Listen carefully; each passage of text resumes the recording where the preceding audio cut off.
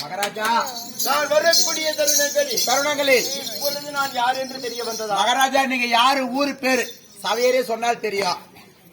ஐயா, ஆதியிலே காசி மகாரிஷிக்கு 13 மனைவிமார்கள் அதில் ஒருத்தி அசுரனை ஈன்றெடுத்தார். ஒருத்தி தேவரை ஈன்றெடுத்தார். அந்த தேவரும் அசுரனும் சேர்ந்து சாகாவரம் பெற வேண்டி திருப்பா கடனை கடைந்து தேவாமிர்தம் பெற ஆசைப்பட்டார்கள். ஆமா என்றால் அதன்படி என்ன செய்தார்கள் தெரியுமா?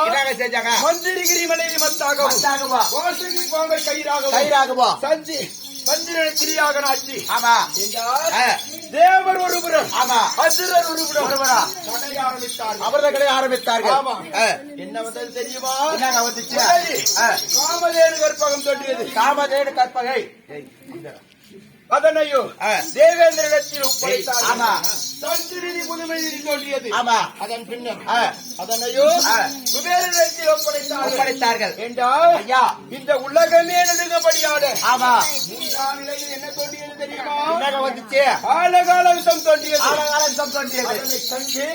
அகில உலகமே நடுநடுங்கின்றது. இதனை பார்த்த சிவனா, என்னடா இது உலகம் என்பது இந்த ஆலகால யுத்தத்திற்கு மக்கள் அவதிக்குள்ளாகி விடுவார்களே என்று எண்ணி அதனையோ சிவனார் உட்கொண்டார். அதன் பின்னர் தான் அனைவரும் கேட்ட தேவ அமிர்தம் கிடைத்தது. ஆமாண்டா.